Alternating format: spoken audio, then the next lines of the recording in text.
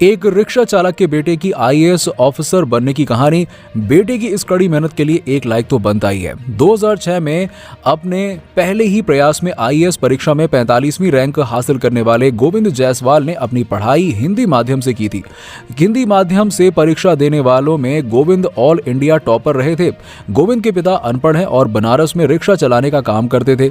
गोविंद ने शुरुआती पढ़ाई बनारस के उस्मानपुर क्षेत्र के एक स्कूल से पूरी की। इसके बाद उन्होंने जौनपुर के एक कॉलेज में बीएससी की पढ़ाई की। गोविंद की मां का बचपन में ही देहांत हो गया था।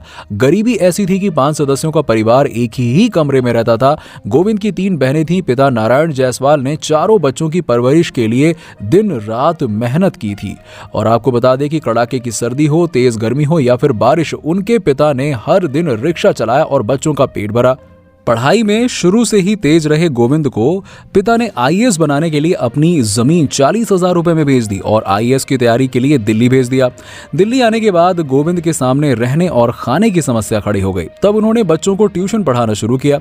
गोविंद रोजाना ट्यूशन पढ़ाने के साथ साथ 18 घंटे तक पढ़ाई करते और कई बार तो पैसे बचाने के लिए खाना भी नहीं खाते थे। गोविंद आईएएस एग्जाम के सब्जेक्ट चुनने के पीछे भी दिलचस्प कहानी बताते हैं। वो कहते हैं कि मेरे एक पिता के दोस्त इतिहास की किताबें रखते थे, इसलिए मैंने भी इतिहास विषय चुना।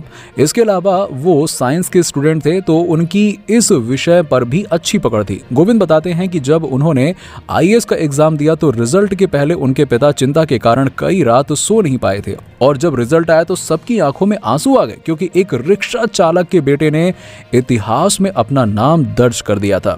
गोविंद ने पहले ही प्रयास में आईएएस के एग्जाम में ऑल इंडिया में 48वीं रैंक हासिल की और वो अपनी सफलता का अपने पिता और अपनी बहनों को देते हैं।